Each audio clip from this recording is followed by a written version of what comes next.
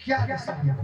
आज लंका में जितनी रानियां थी सब विधवा का भेष बनाए हुए लाश पे पछाड़ पछाड़ कर। राम जी ने कहा, देवी आप लोग थोड़ा धैर्य रखो, तुम्हारे स्वामी वीर गति को पहुंच गए, धैर्य रखो। राजा रावण की लाश जाकर के क्रियाक्रम किया।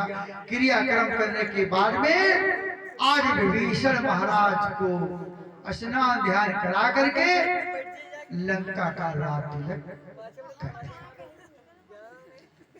ए बच्चे, जब रात तिलक कर दिया तो एक बात मैंने सुनी, यूट्यूब पे सुना था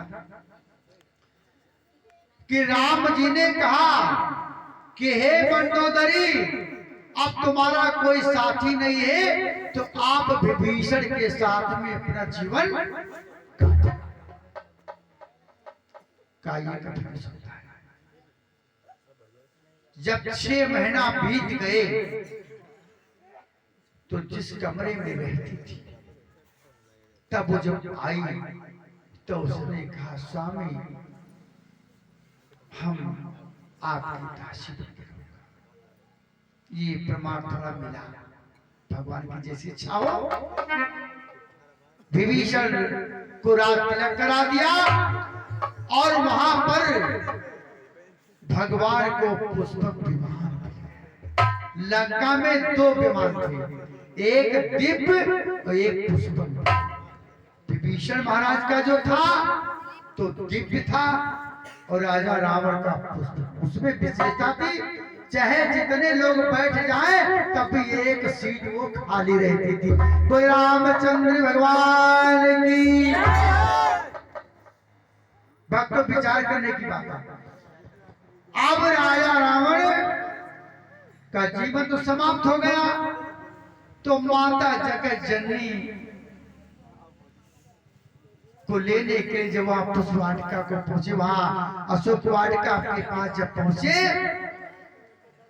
तो चुपके चाप से उनको एक पालकी में सजाया और सजा करके पुष्पक में बैठाला। फिर कहा, ना ना ना, इनको पैदल चल, रामा दल तक पैदल चलना पड़ेगा। सीता जी ने न होगा। और जैसे राम लक्ष्मण सब लोग जब रामादल की तरफ पहुंचे तो सीता जी को जब देखा तो बानर भालू कहवार भगवान तुमसे मान लिया, इनकी खातिर तो मतलब नहीं लगा, इनकी खातिर देख लियो।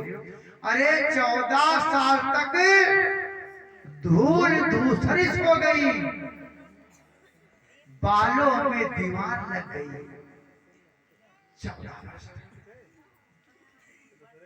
और जब आगे को बढ़े तैसे माता को अग्नि में प्रवेश किया। परीक्षा जो थी ना, तैसे हनुमान ने कहा, ज्वाला कहे जा मेरी मैया को तू शांत कर दे। माया की सीता गायब हो गई और असली सीता भगवान के साथ पुष्पक विमान में सबको बैठा लिया और चलते चलते ऋषि मुनि से सब मिलते मिलते जाते। केवट बेचारा आज गंगा के पार भगवान जब उतर के निकल गए तो मन में संकल्प किया कि 14 वर्ष तक अपनी नैया को खड़ी कर लिया और उस नैया के आड़ में बेचारा वो 14 वर्ष तक अपनी तपस्या किया।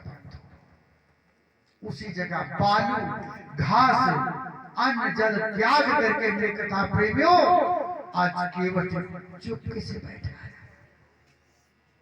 पुष्पक विमान उस पार पहुंच गया।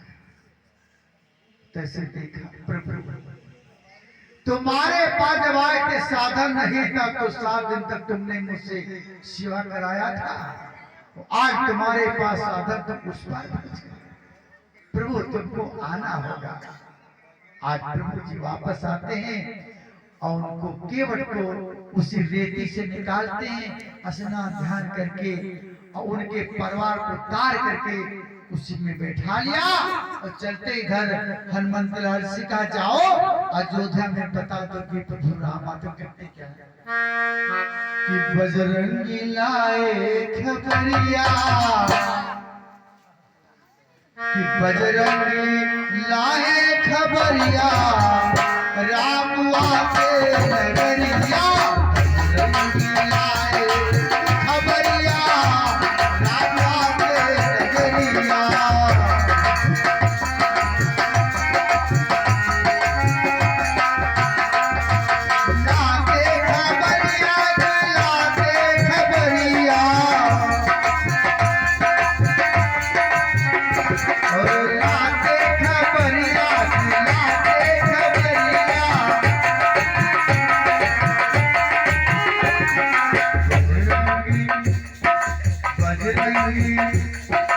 बजरंगी लाए खबरिया, राम आके नगरिया।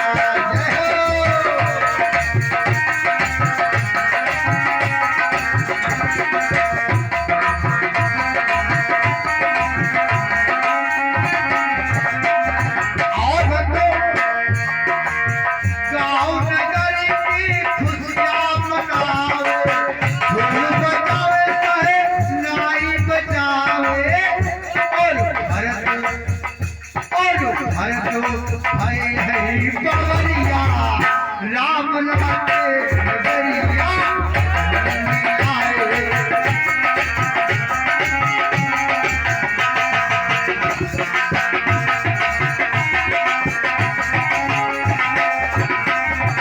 बजरंगी लाए खबरिया, राम आके नगरिया, बजरंगी लाए खबरिया, राम आके नगरिया।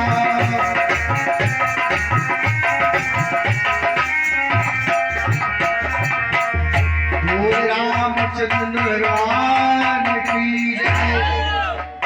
भक्तों, आज अयोध्या के नगरवासी सब जब पता चला कि आज प्रभु राम अयोध्या को आ रहे, अयोध्या में आज खुशी का कोई ठिकाना नहीं। श्रोता बंधु, माता बहनों, आज देखो कितना आनंद आ रहा है।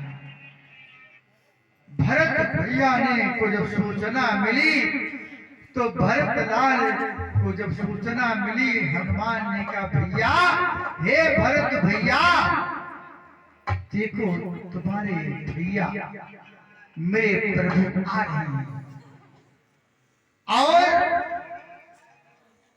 आज जितने नगरवासी से आकाश की तरफ देख रहे, ऊपर को देख रहे, कहीं नजर नहीं आ रहे।